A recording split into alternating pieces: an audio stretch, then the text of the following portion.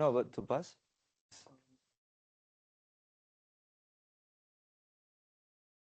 Yeah, but it's not working. Okay, well, I will start. Welcome, everybody. First of all, thanks to be here. Today, we will talk about uncertainty quantification in machine learning related with fuzzy measures and capacities. And this work has been done in collaboration between LMU in Munich, CNRS in France, and Public University of Navarra in Spain. First of all, I would like to start with some definitions. What's uncertainty? We will say that something is uncertain when we don't know what will happen. This definition is very generic, so we should tailor to some specific context, in this case, machine learning. And one is generally interested in predictive uncertainty in machine learning. That is, when a model gives a prediction, let's say ChatGPT gives an answer, we want to know how certain is the model about that answer. No? This is very important in the context of trustworthy AI. In general, this is very common to separate different components of uncertainty in predictive machine learning, being one, the reducible part, and the other, the irreducible part. The reducible part is the aleatoric uncertainty, which is basically the randomness of the system. Okay, this uncertainty cannot be reduced because it's inherent to the stochastic process of the system. For example, if we have a coin toss experiment, even if we have full knowledge about the system, until we drop the coin, we don't know what will happen. No, that's the definition of randomness. And this is also part of machine learning processes because data by itself is random sometimes. But in the other side, we have epistemic uncertainty. Epistemic uncertainty is related with the lack of knowledge or ignorance of the model. Okay, here I have another example. If I ask you, what does choria means in Basque language? Some of you might know it, and some of you might not know it. The ones that don't know it will model this situation in a similar way. No, this should be 50-50, even birth of car. But there is nothing random here. This is a fully deterministic situation. Now, if I tell you choria means birth, everyone knows it. We have the information, and we know that this is a deterministic situation. There is no randomness here. No? So epistemic uncertainty is reducible by adding more information, having a better model, whatever.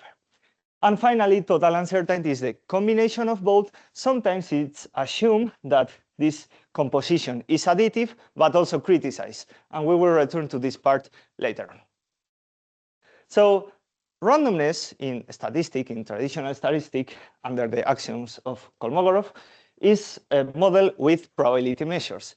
Probability measures are set functions that somehow gives some chances of occurrence to events. No, they are normalized, grounded, and we have a special property that we will criticize later, which is countable additivity. If we have a set of events, their probability is the sum of the individuals. Okay, I didn't mention it, but we always will work in this context of predictive machine learning with some measurable space Y, which is the set of labels, classes, and some sigma algebra, some collection of subsets in Y.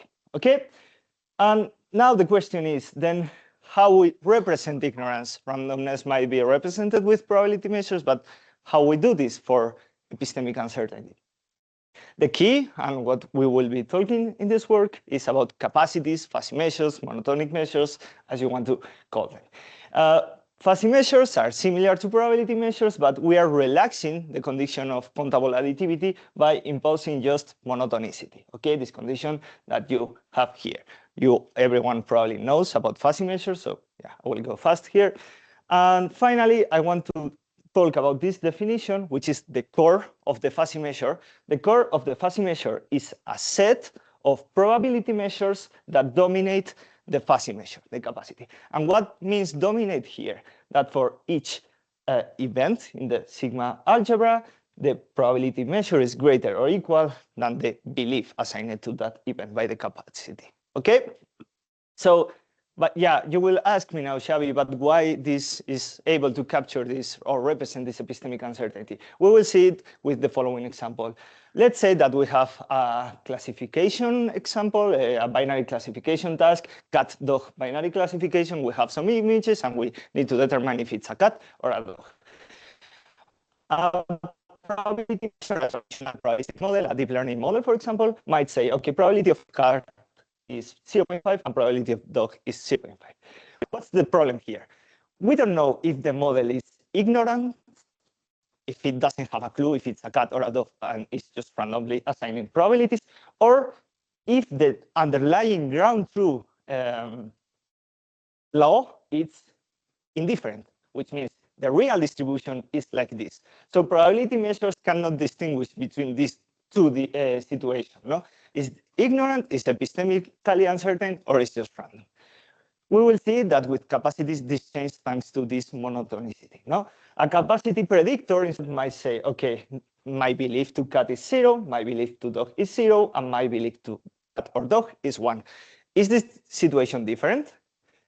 Apparently, it doesn't change that much. It's just the number. But there is something that we need to take care here, which is the dual of the capacity. Okay?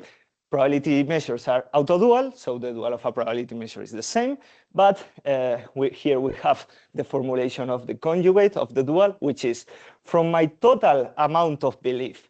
If I remove the complement set of my capacity, how much belief I can still assign to this event, okay? So if the belief to cat is 0, the conjugate of the conjugate measure, the belief of the conjugate measure to cat is 1. No? Here we have somehow an interval of imprecision. And we will see later that this imprecision is in fact related with epistemic uncertainty, okay? These capacities can model both situations, indifferent, because a specific case is the additive case, but also imprecision by this kind of capacity and dual play. No? So, but there is one thing important here. We are representing uncertainty. This is totally different from quantifying it.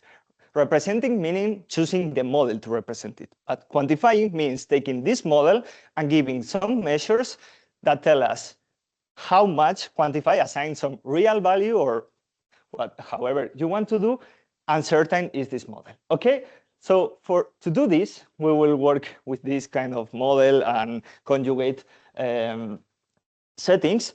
We will introduce, I didn't start the time. Okay, some families of distances. This this work was published the last year by a colleague, Alan. And they generalize some statistical divergences for capacities, for imprecise models.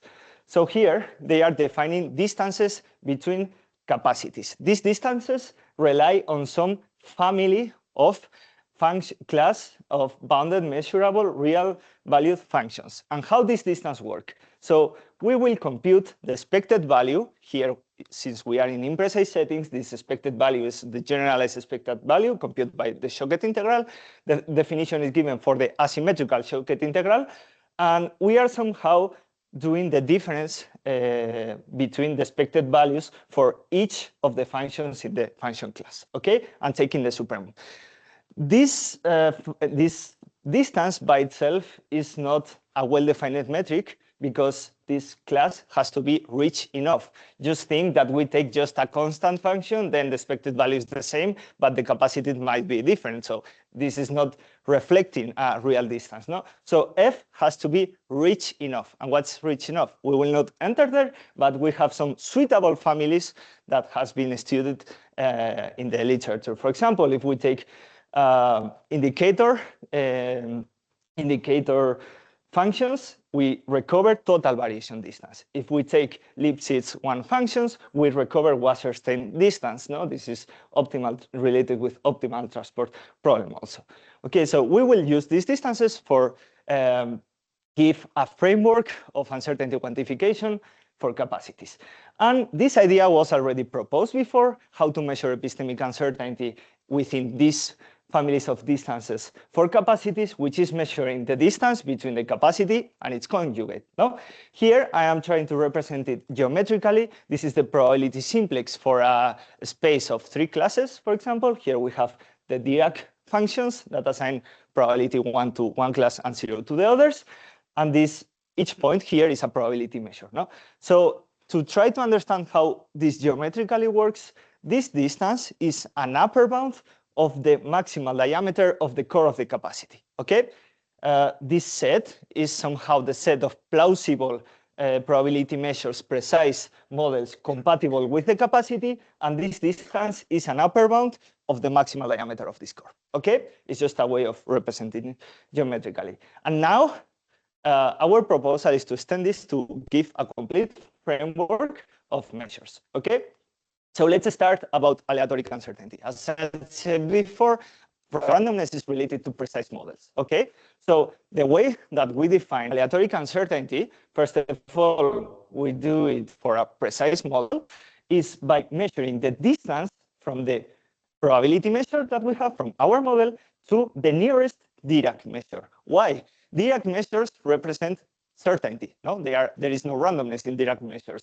So we're computing distances to each of the Dirac measures. This is really similar to compute somehow the entropy, no, of the probability measures. And we are taking the infimum. Why the infimum? Because we want that if our model is deterministic, the distance, the randomness should be 0. No, so that's why it's important to take the infimum. If our p is a delta, then the distance should be 0. In a similar way, if p is in the middle, no, if we have the uniform measure, the distance should be maximal. Okay, just these arrows are some family of distances. It's not the Euclidean distance. It's a way of representing. And now, if our predictor is a capacity and it's not precise, how should we define randomness? No, so we will work with the core of the capacity. Instead of having a single measure, we have somehow a collection of distances, and depending on the context, one might choose which distance to use. For example, we might use the lower bound compatible with the information of nu, which is the infimum. No? So if we have the core here, the cradle set here, we are computing the infimum distance. But in other application, we might choose the supremum. It depends on, then we will see some instantiations of these distances and why to choose one or the other. Okay? So this is all about aleatoric uncertainty. Now, what's total uncertainty? Total uncertainty is randomness in an imprecise case. No? So here, basically, we do it in a similar way. We are computing the distance between our capacity, which is not in the simplex, it's in a bigger space because it's not additive, between our capacity and these deltas. 5 minutes, perfect. It's okay. In a similar way than before, if this nu is additive, then we recover the previous case. If there is no imprecision, if there is no epistemic uncertainty, this nu is a probability measure, we recover this case. If they're under imprecision, we are in this following case. Okay, and this is very generic, so let's see what happens if we choose some class function as total variation distance, for example. No? So if we choose total variation distance, which is distance using classification with discrete label, is a suitable options. We gave these closed forms, which are really easy to compute. This is very important. The measures has to be well defined with good theoretical properties, well semantics, but also they have to be used. No? So the complexity of these expressions that we recover here, it's very fast. No, it's linear. For epistemic uncertainty, since we are working with capacities and power sets, we derive an upper bound that this already was given in another work. But for some specific cases of capacities, such as convex capacities, we can compute it directly also. And most importantly, and why we choose the lower bound, is because in the binary case, we recover some measures from a paper of Eike Hüllemeyer that were one of the best measures in uncertainty quantification. So somehow we end up extending that work to multi-class settings, and this is a really good result. In the paper, we have more theoretical results, but I only want to give you the general idea. And yeah, this can be computed, good theory, well-defined semantically, but does it work?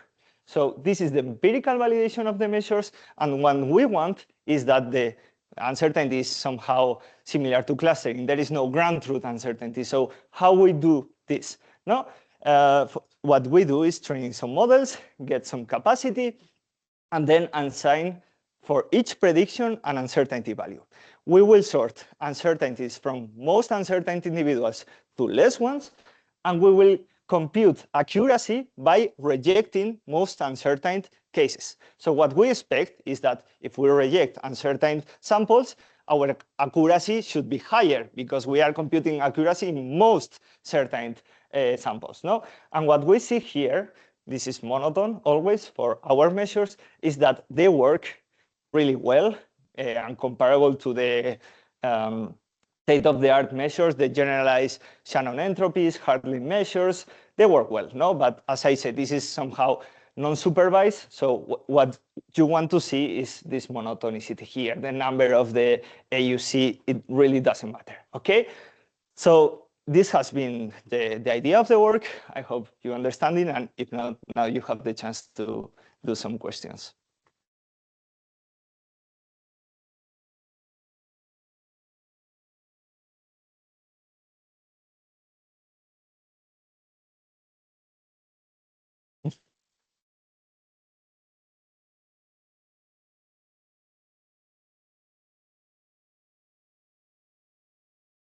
Yeah. Just please, in your previous slide, what was the criteria for rejecting the uncertainty?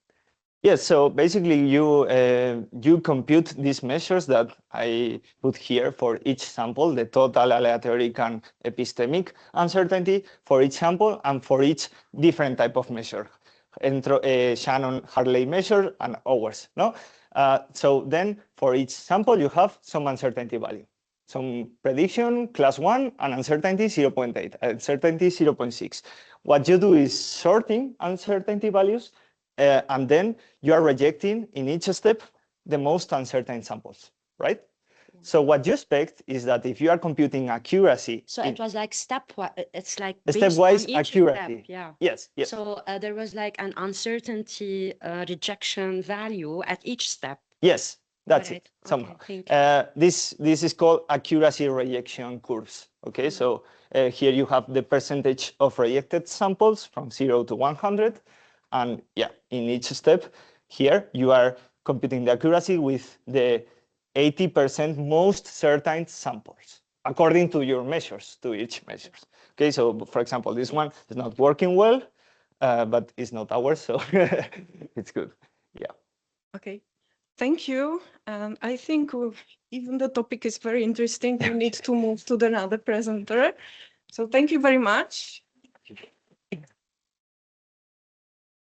And now I ask Honza Šustek to give our joint contribution entitled General Framework for Multiplet Selection, Algorithmization and Complexity Analysis. May I ask for the microphone? Yeah, sure. I stole it.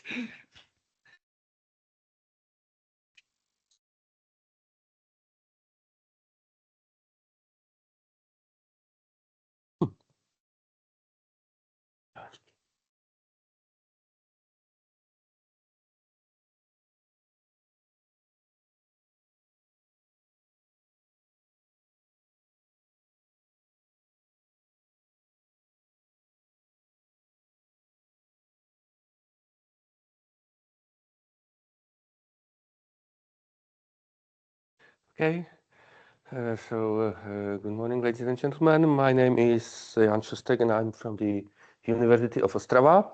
And I would like to tell you something about our programming package, Multiplets, which we are doing with Martina Daňková. On our university, we are working on project digital technologies and well-being, and within this project, we are working, among other things, with big data from the area of biomechanics.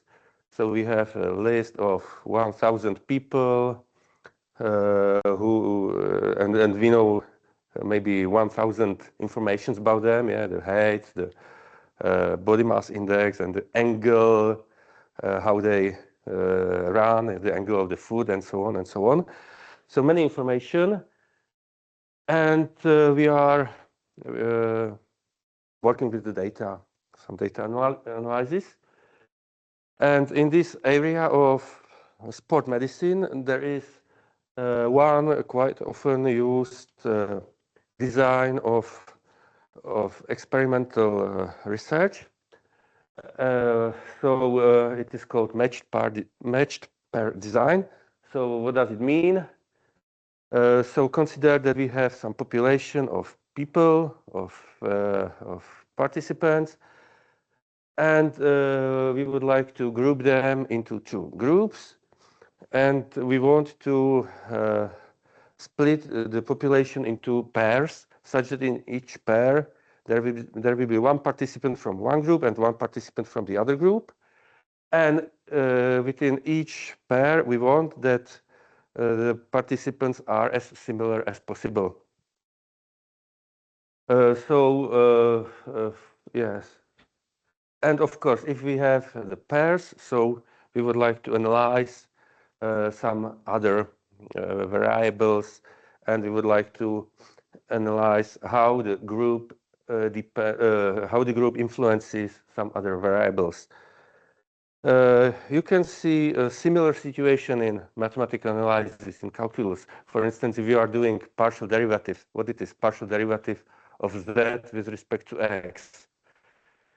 You fix variable y, you move with variable x, and you ask how variable z changes with variable x.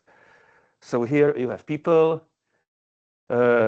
You split them into two groups, for instance, runners and non-runners. And you make the pairs, and you want then in each pair, the two participants are as similar as possible, so they have similar age, okay, it is possible today, similar sex, and you want to know how the running distance or running situation influence other things, such that probability of injuries or diseases, and so on and so on. This matched pair design can be extended to more than two groups. So instead of pairs, you will create multiplets. So again, you first split the individuals into three or more groups, and you create multiplets such that in each multiplet, there is exactly one participant belonging to each of the groups.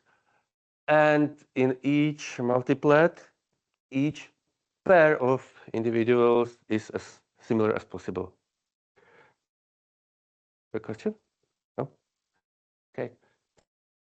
So, for instance, there was one experiment when we split the participants into active, non-active, and obese. And okay, we wanted that they have the same age and the same sex, and we were studying how their knee is changing after several years.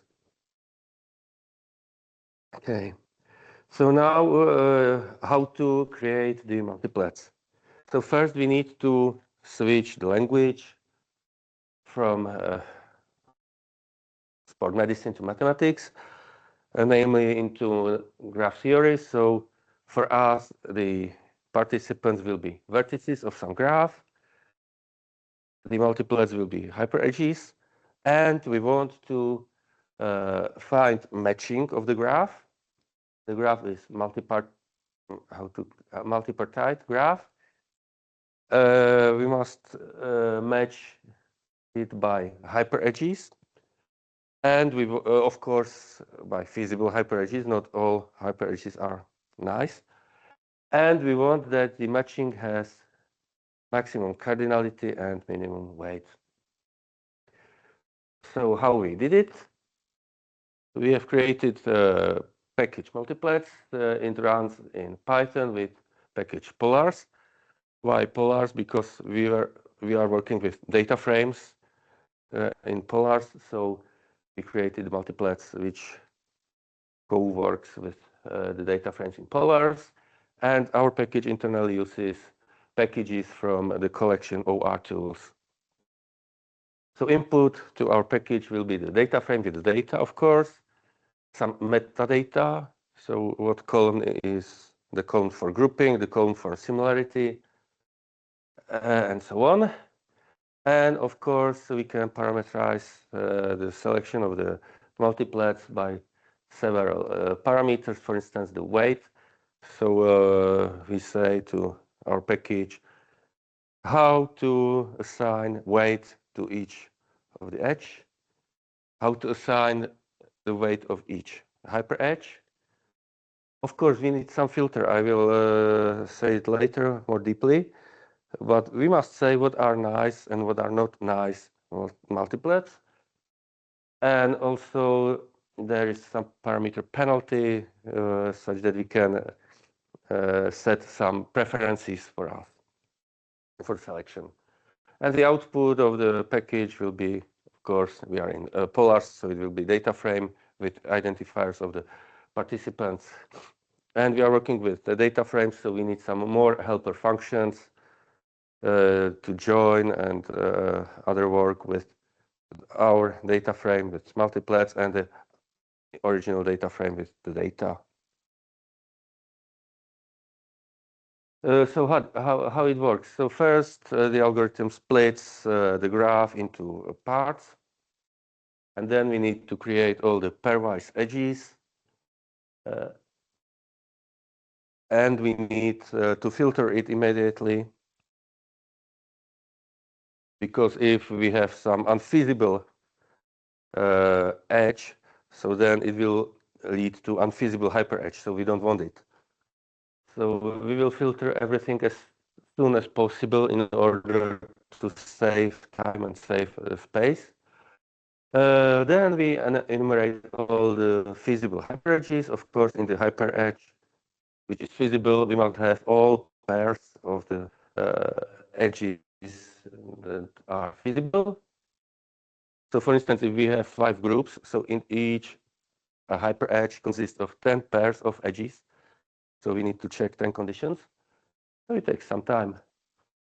And when we have all the hyperedges, there are very many of them. So we use some suitable solver to find the best subset of them. I will say it later. And of course, when we find the multiplets, we must return it. Yeah, the problem is really the combinatorial explosion. So the number of hyperedges grows exponentially in the number of groups. So if we, for instance, have 5 groups, then really we quickly run out of memory. So we need apply filter as soon as possible. And then when we are done, we have really millions, billions of hyperedges. We want to select the subset. So in case of 2 groups, there is a well-known algorithm, linear sum assignment, which is a polynomial, which is exact, so it will find the optimum solution. The drawback is that it works only for integer weights, and it wants to find the perfect matching, but our matching does not need to be perfect. So we need to create some modified graph, and our non-perfect matching will be perfect matching in the modified graph. So this is a situation for 2 groups, and if we have more groups, or if we don't want integer weights, so we use some more complicated algorithm, CP-set, which is MP-hard. And it runs in the way that it maximizes some objective function. The problem is that it can take a really long time, so we can stop it after some given time.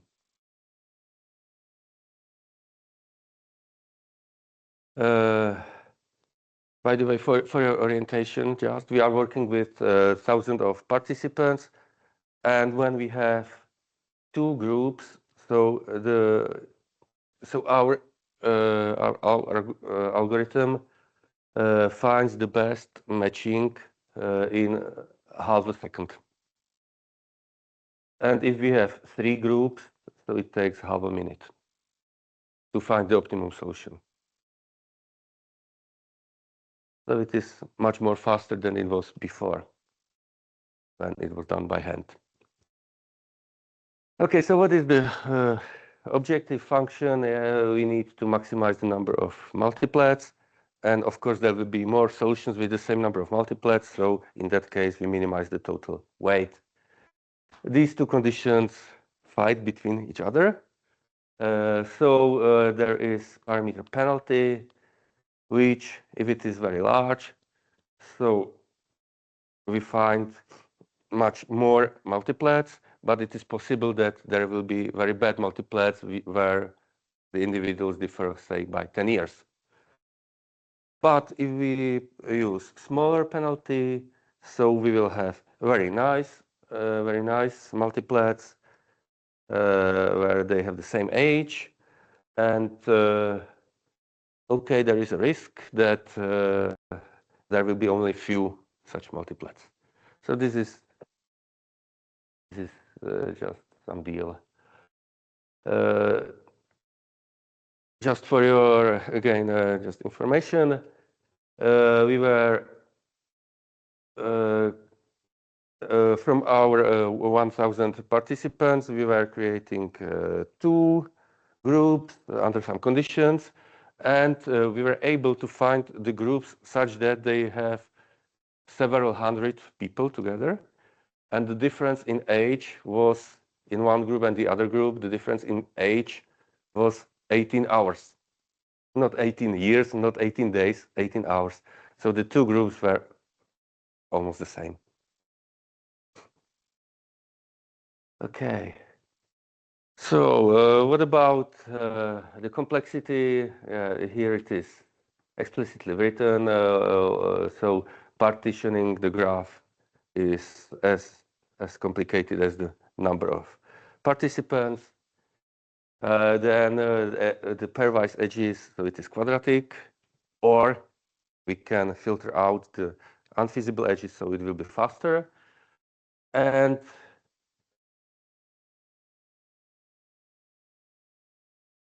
yeah, the problem is the construction of the hyperedges, that it is possible that the number of hyperedges will be the product of all possibilities, so it will be very large, so we really need to filter them very soon. And the complexity of the selection of the main algorithm is cubic for two groups, and of course, unfortunately, exponential in the case of more than 3 groups. So this package is already working, is already published. We'll have the reference here. And it was used in several papers, and the referees were very happy with them. But we still do some future work with this. So the idea is to use some interactive application, user-friendly if possible, such that we will set the parameters interactively, such that we will see that if the penalty will be 10, we will obtain only 10 multiplets. Oh, this is too few. And if we've set the penalty 100, okay, we will obtain 500 multiplets. Okay, it is nice, very nice statistical population, but in one pair we have difference of 20 years. It's not possible. So yes, I know. Yes. So the application will help easily find the multiplets. And of course, very important function will be to cancel the computation. This is mainly the note for me because I need not to forget it. And of course, I told you that now the multiplets are found in half of a second, so we can do the analysis immediately. So we can select the parameters and we obtain the multiplets, and we say, okay, there are so many multiplets with so many differences, and so on and so on. Okay, so we will see how we will be successful. Do you think we will be successful? Surely. Okay. Woman is always right, so we will be successful. Okay, so these are the references here on GitHub. There is the package. And now on my last slide, I will show you how to use the package. So here first 3 lines are that you create the data frame, then you split the graph into the parts, you initialize the hyperedges, and then you find the multiplets. In every line, you can add some parameters to modify your result. And here there is one sentence coded in the graph. The graph has 5 groups, and I wanted to find the best multiplets according to our algorithm. And if you decode the graph, so you will know that I thank you for your attention.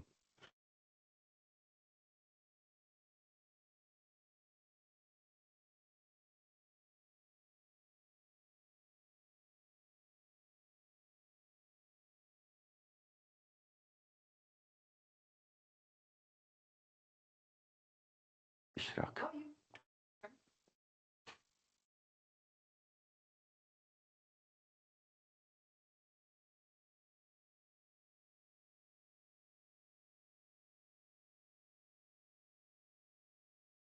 Very interesting.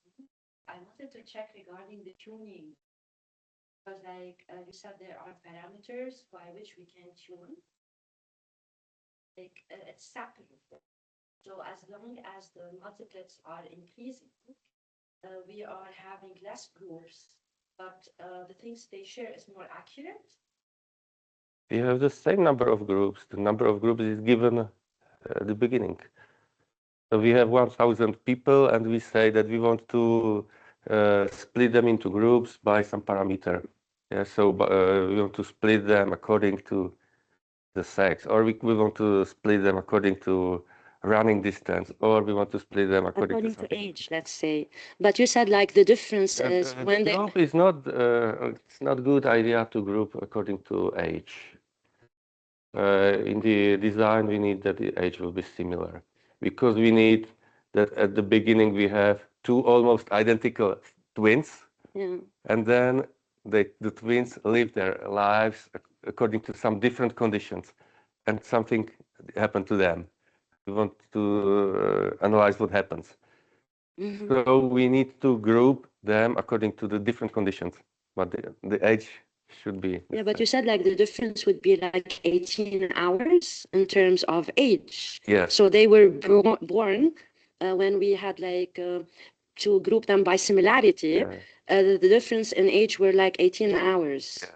So how do we like tune this 18 hours to have more people in the group, in the sorting, let's say?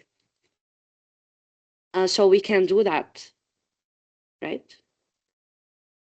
So I have set the parameters to be at most difference of 90 days, and to have the same sex, and then it found, according to the criterion, to minimize the total distances of ages. Okay. And I obtained something, and when I analyzed it, so I obtained that the difference in age is, in average, 18 days. Thank you. It depends also on the individuals in the data set. If you have closer individuals, it can find it. We have a solution. Right. We have thousands of individuals, and there is a, by the way, birthday paradox, such that there will be individuals which are close to each other, to some other. There will be close individuals. All right, thank you. Okay, thank you for the presentation. Thank you. Yeah. Now to the next presentation that will be given by Traya Gupta, and the title is Weighted Evidential Divergence Measure-Based Method for Multi-View Information Fusion.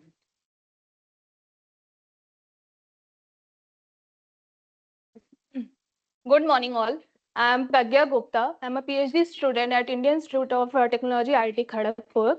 Today, I'm going to present my talk on weighted evidential divergence measure-based method for multi-view information fusion. This work is done under the collaboration with Professor Debashri Guha and Professor Debjani Chakraborty. This is the outline of presentation where I'm going to discuss about the multi-view data and multi-view learning and how what are the limitations are existing in the literature and objective, and at the end I'm going to construct a divergence measure to manage the conflicts when we are handling the multi-view data, and at the end I'm going to explore the experimental framework and summary. So first we understand what is multi-view data. Suppose we have one picture and we are taking a camera and taking the pictures at a different angle. So in this way, this camera will focus at different features of these images. So in this way, we have different sets of images. So nowadays, when we are going to use any deep learning model, so when we use different type of multi-view data for any classification purpose, so the model will be more generalized and robust in this way. For example, if we are dealing with the medical data set, suppose this is the fundus image, which is the posterior part of our eye, which is mainly used by the clinician like the ophthalmologist for disease predictions like age-related macular degeneration, diabetic retinopathy, and glaucoma. So what we'll do, suppose we have these fundus images and we have extract some features. So these features are also considered as a multi-view perspective. Then these features are used and fed to a classifier for the predictions. So this is how the multi-view learning has happened using this transfer learning technique. So overall, we can say this multi-view learning is a deep learning method that aims to enhance and generalization by incorporating data from multiple perspective of feature sets.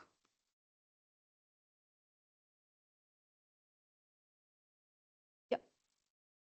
So if we'll go on the background, there has been already like different methods has been existing and in the comprehensive range of applications. For example, we can really mainly divide into three parts. Suppose we have multi-view data, we can stack this different view and increase the depth, and we can go for classification purposes. So in this way, we have a single part. But if we'll go for the second one, which is individual learning and feature fusion, what is happening? We have different views. Suppose we have different views and we are transferring each view to a model, pre-trained model, and extracting the features. At some point, these features are be concatenated and transferred to another model for classification purpose. The third one is the late fusion, which is like decision based. So nowadays, what is happening? We are trying to transferring these views and predicting the output labels, and at the end we are generally averaging these decision. But that is not good, because at some point, if we have, suppose in this image we are just focusing and the camera is capturing this portion and the other camera is capturing this portion, and we want to predict that this girl is having hair or not. So in this case, biases may come if we are just focusing, we are just giving the equal weights to each views. So for that, in the literature, there are two types of method, which is Bayesian based and non-Bayesian based method. So Bayesian based method, they try to handle each views, and also they try to consider the uncertainty in between that. But that is too much computationally complex. So we are going for the non-Bayesian based method, that is evidential based method. So in literature, there are some evidential-based method where they are taking different views and they are just computing the outputs from there. So we cannot combine this output by directing averaging in that. So what we are doing, we are trying to compute the confidence level by converting these outputs to discrete distribution. But for in the literature, discrete distribution has been handled for the single view. But here our problem is for multi-view, and we cannot just combine this discrete distribution in a closed form. We cannot directly just sum up this one. So we'll just transfer to a evidence level, that is belief mass, where we can include this confidence as well, and this subjective logic, which is R1. So in literature, what they did, they just directly fuse using a Dempsey-Shuffle's rule, which is handle the different sources value and give trust and uncertainty. But here is a point, when we are handling this with the Dempsey-Shaffer rule, it directly ignores the conflicting information. For example, if anybody is going for, anybody is dealing for cancer and the doctor said, you should go for MRI or PET. So there's a chances that for one subject, MRI is more confident than the PET imaging technique, and for vice versa. So in this case, if we'll just directly fuse this information through this Dempsey-Shaffer rule, so it can just ignore the conflicting information and it can produce some false results. So here we want to propose a weighted evidential divergence measure to handle these conflicts and also to provide a credibility weight while fusing this information. So the proposed method consists of mainly three components. First, we have followed this one only, that we have just converted the multi-view output into distribution and transferred to evidence value information. And at the end, we are computing our this weighted evidential divergence measure to compute the credibility value. So before going to the construction part, there are some basic notations are required, which is the backbone of this evidential divergence measure. So suppose we have a theta set, which is a frame of discriminant called, which is a set of n mutually exclusive element. Here I'm represent this as a power set. So any element of this power set is called proposition. So if we want to know like how much support or how much evidence is there to support this proposition, it is computed as a basic belief assignment. Here we are representing as a BBA for simplicity, and it should satisfy these two properties. First is like the evidence for any empty set, that if there is no information, so it should produce 0. And the other one is the summation of all propositions, basic belief assignment should be 1. If we'll go in the probability distribution, so when we are handling that we want to compute the discrepancy between the two distributions, so there's a Jensen-Shannon divergence measure. And here, this I'm just but here I'm just doing the notation for the live divergence measure, which is already existing. So here we can handle this W1 and W2 by providing different ways to discrepancy to handle the conflicting between that. Inspired from this, we are going to introduce the weighted evidential divergence measure. For that also the aggregation functions is also required. So the aggregation function will compute, it will accumulate all the entities and provide a single representative value. The formal definition for the aggregation function is like M is a mapping from nth array cube to unit interval, and it should satisfy two properties, which is boundary condition and non-decreasing in each of its arguments. So in the day of daily life, we are using these like basic aggregation function, which is arithmetic mean and all others. So now moving towards the constructions of divergence measures. Suppose we have two sources, that is two view M1 and M2, and corresponding to that we have some basic belief assignment and their corresponding the uncertainty using this one. So here we are taking two ways, W1 plus W2, and imposing one property that the summation should be 1. And here we are taking a aggregation function, sorry, aggregation function new, which is depending on the unique set of focal elements. So we are defining the divergence between these two sources M1 and M2 in this way. So here we can handle the conflict as well, and also these two views might be correlated if we go for multimodality. So for that, here we are using an aggregation function which is defined in this way.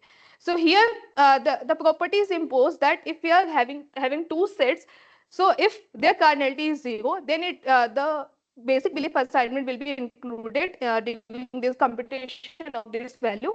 And also H is a kind of a scaling factor, and this is the non-specific parameter. So in this way, we can handle the conflict when we are modeling the multi-view learning problem, and as well, it can provide more reliable and robust performance. We have analyzed the properties of this proposed divergent measure, which is like basic properties, non-negativity, symmetricity, and boundaries. For example, here I have shown the variations when we are having, suppose this is the example, we are taking a frame of discriminant having two values, theta1 and theta2, and we have two sources, M1 and M2. For that, the basic belief assignment for theta1 is gamma, and for other one is like 1 minus gamma, similar for other. So when we are here, I am just showing one case. When we are having this gamma n equal to beta, the variation is coming like that. So as we can see here, the divergence is more in this part when you are having the gamma value, they set nearly about 0. And for other case, here we can see the symmetricity when you are just plotting the diagram between the gamma and divergence measure. Similar for the weights. Now moving towards to the whole framework. So first we will have different views and we will extract the features from the pre-trained ResNet model 18 and then we'll just transfer to a neural network model to get our output value. Now these output value will be converted to a digital distribution. This digital distribution will convert it to a basic to compute the evidence value, that is the basic belief assignment. Using here I have represented this one. So here the digital distribution, here we are taking this softmax function plus 1 because here we want the non-negative value, as digital distribution should be non-negative. And here also the plus 1 value is introducing so that there will be no conflict, or it should be flexible with that. After using this one, we are computing the divergence between each sources using this formula that I have previously showed. And then we are computing a decision matrix to compute a credibility in this way. Finally, we are having a credibility value, and this credibility value will be multiplied with each sources. Now, this credibility will be value will be combined using a Dempsey-Sheffer rule. If we are having n views, so it will just combine with n minus 1 times. And finally, we are having trust and also the uncertainty in this way. So here for experiment, we have used one handwritten digit data set, which is having handwritten digits from 0 to 9. It is having a 2000 samples, and here 6 type of descriptors has been used, like the features. So for that, for quantity purpose, we have used two measures, accuracy and AUC, and we have compared with the state-of-the-art method. So as we can see, when we are just directly using the DS rule, then we are having this one. And when we are using our proposed method, the robustness is improved rather than directly combining with the DS rule. Next, we have also explored when we have a multi-modality data set. That is, one is like RGB image and one is depth image. I can show once. Yeah. This is RGB image and this is the depth image information. So for that, here these are some qualitative result that our model is this much confident and it is showing this heat map. Suppose this is one sample we have given and corresponding the depth image. So as we can see, the bedroom we can just recognize through the bed. So here the heat map is showing in that portion. Similar for other samples. When we'll go for uncertain samples, so as we can see, suppose this is a living room, which is a ground truth, but here it is predicting as a dining room. Also, we did some quantitative analysis on these two data set. Basically, here we have used two modality data set. This is Sun RGBD, and here we have just compared with the state of the art methods. So when we are using only the RGB image, that is a one view. So we are having this much accuracy, that is 57.5%, that it is predicting the correct class levels. And when we are using only depth image, so we are having this one. When we are fusing these two information, our proposed one, so we are having 61.6, which is improved. For the other data set as well, but in one case for RGB image, we have some lower performance rather than compared to this Han et al. Method. So if we'll go for summary, I think I finished early. Yes, still we have 5 minutes. Okay, so in this study, instead of we have focused on developing a weighted evidential divergence measure based approach to estimate uncertainty and as well how we can fuse these modalities. We have analyzed the properties and as well we have done the experiments to see the robustness of the method. For further developing of these models, can you run this one? Yeah, first one. Yeah, for the real world problem, this is how we capture the fundus images through the eye. This is the one fundus camera, which is a one kind of modality. These days now the diabetes cases are increasing too much. So the ophthalmologists go for this first modality. But this will provide surface information only. But if you want to combine, one more modality is there, this OCT, this one. This is which will provide a subsurface information of our eye, that is the retinal layers. So sometimes what will happen, it will show some changes, but it will not, and vice versa. So in this case, we want to fuse this multimodality and how much the model will be confidence with this perspective. So this is our future work, and also we'll include some doctors also to get whether the model is reliable for them or not. So these are the references. Thank you, and I also want to acknowledge my institute to giving a travel grant for attending this conference, and also the organizing team of FSTA because I have attended past, so I liked. That's why I've attended again. Thank you for your attention. Thank you very much for the presentation. Now the time for questions, please. Comments. If not, so maybe I ask, did you try, for example, to parameterize this divergence measure and searching for some optimal with respect to, for example, the precision of the model? Actually, here basically we have used the pre-trained one, so we have not optimized whatever the outputs we are having. Then we have parameters that will come in like unsupervised category. But we can, if we want to like combine in between that, then maybe in that case we need to optimize. I get. I think. Okay, thank you. Thank you. Yes.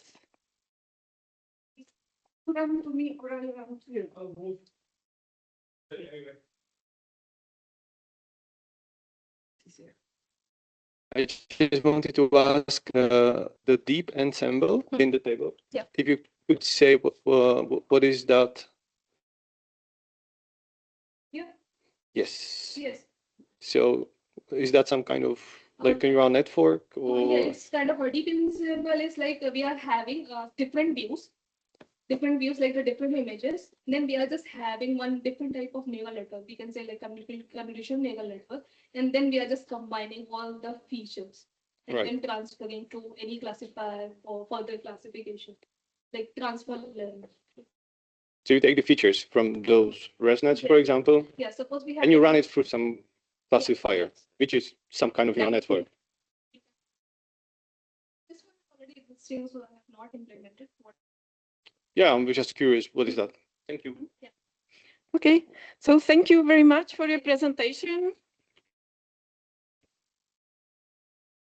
And now it's the time for the last presentation that will be given by Shivani Singh.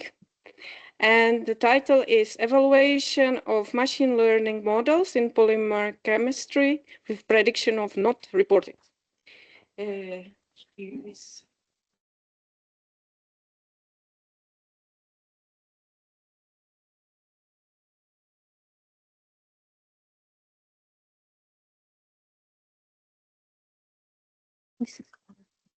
Yes, it's perfect. Yeah. Hello, good morning, everyone. I'm Shivani Singh. I am working as a postdoctoral fellow at Umeå University, Sweden. And this is a joint work with Vicens Thora, Juan Carlos from Department of Computing Science, and Saurabh Mondal from Department of Chemistry, Umeå University, Sweden. So this work is basically a project work, which is application of artificial intelligence and machine learning in chemical sciences. So this is actually a case study for chemical sciences. So we can develop a framework and it can be applied to other scientific domains such as physical sciences, biological sciences, and medical domains. So when we started with this project with chemistry department, we had several meetings and we got some data from their side, from literature review, experimentation, but it was very noisy, very messy, and very complex. So the main agenda, first we find that we have to convert it into a machine readable data so that we can apply some mathematical modeling or statistical modeling on that data. Why we are choosing machine learning? Because the data was very complex and classical mathematics and statistical model, they oftenly need linearity, independence between features and normality condition. But because of chemical data's complex nature, machine learning was the methodology by which we can directly learn and understand from the data. And apart from that, other advantage is that if in any domain where lab experimentation is involved, it's very time consuming and also costly to perform experimentation. So if we can learn from the previous data, we can give the outcome or prediction for future experimentation if we use machine learning or AI. So this was the data. This is actually the clean data we pre-processed from chemistry department, and so it involved a lot of input features and output. I'm not going much detail into the chemistry, but this was the data framework. And basically this data is defining a polymer size. So polymer, it is, if we know that the natural polymers inside our body, like DNA and proteins, they are polymers. And in everyday polymer, like plastic, nylon, we use. So polymer is basically a chain of composition of different small chemical units. And in this data, we are actually studying this polymer, which is in sphere size and sphere format, and we are studying the size of the polymer.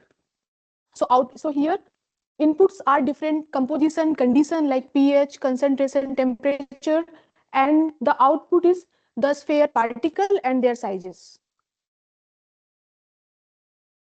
So with the output, we first did the graphical representation. So these three A, B, C figure are the size of particles in different states. The A part, it is in solid state, and B and C is the particle size in the liquid state. When we draw this diagram, we got some relation, like there is actually a relation of increment between ABC, which chemistry people was not aware before. So we did again the meeting and confirm that whether this relation is possible, and they got to know there is some relation. Obviously, there are a lot of exception in chemistry, but most of the time they are following this relation. So they got this observation after applying the graphical representation and machine learning methods. So the main problem we got, that the data we received, it was small and it was mixed type, like categorical, numerical, both values were present. It is also very sparsely distributed, like some values are very close in very close clustering, and some value are very far spread. Also they have missing value present, and multi-valued output, like they have 2 or 3 outputs in their data. So we got a lot of challenges, and so our objective was that how we can approach this kind of data with machine learning methodology. So we did some literature review and find out that few people attempted chemical sciences with machine learning and AI, but they usually or mostly applied deep learning models like ANN model or MLP model. They didn't try any simple model. So this was also a question in my mind, whether can we apply a simple model and still get better result than deep learning models. So these were our objectives, like to propose a machine learning methodology for this kind of data, predict missing values, and also can we explain this data, like can we describe some input output relationship between the features. And we need some simple, stable, and interpretable model for this polymer data. So this was the workflow. We got data from the chemistry department. We did the pre-processing and then some analysis with the histogram. After that, we applied machine learning model because our output was continuous valued. So we applied regression algorithms. For fair distribution, we applied 10-fold cross-validation. And for evaluation criteria to choose which model is best for the given data, we choose mean absolute error and R-square coefficient. After applying this, we did some explainability between features. And finally, after choosing the best model, we predicted the missing values. And we again did the discussion so that chemistry people till get satisfied. And so we started with very basic model, linear-based regression algorithm, tree-based, boosting method, and neural networks. So these were 5 algorithms we choose for our machine learning methodology. And so I'm showing the result. And these were with the some parameters that are written here. And after comparing with the evaluation criteria with 10-fold cross-validation, we got that this XGB, which is extreme gradient boosting tree-based method, it is producing very low error as compared to other models. And last one is deep learning neural network based model, which has high error as compared to XGB. Similar thing happened with the other output. So there are two outputs and we compared and we got the similar result that XGB is producing much lower prediction error than MLP and other models. So here you can see the fold-wise distribution. In first graph, in fold 1, you can see the data size is actually very close, like from 0 to 200. So the actual value and the predicted value are very close. But if we see fold 8 here, the values are going from 20 to 400. So they are very far sparsely distributed, and this fold is making the prediction worse. So with this observation, we can also flag a problematic sample in their data. So after applying, after choosing the best model, which is in our case XGB boosting model, we did the feature importance analysis, and we got that for output 1. The particle size is mostly affected by temperature, characterization pH, corona dP, and other followed by other inputs or descriptors. And with the same XGB boosting, we perform the feature importance analysis for second output. This is in the solid state, this is in the liquid state. So here in liquid state, the most important feature for particle size is core C log P. It is called kind of monomer structure there, followed by temperature, concentration. So here now the chemistry people not even know that which feature is important. Now they know how much they are important. Like it is giving the percentage, like how much the inputs are participating in the output particle size. So yeah, these are the results. Like out of 5 regression algorithm we performed, we got XGB boost, which is tree-based boosting method outperform even than neural network model. And it is also the most stable fold-wise performance, so that by seeing the fold-wise performance, we can flag the problematic samples as well in the data.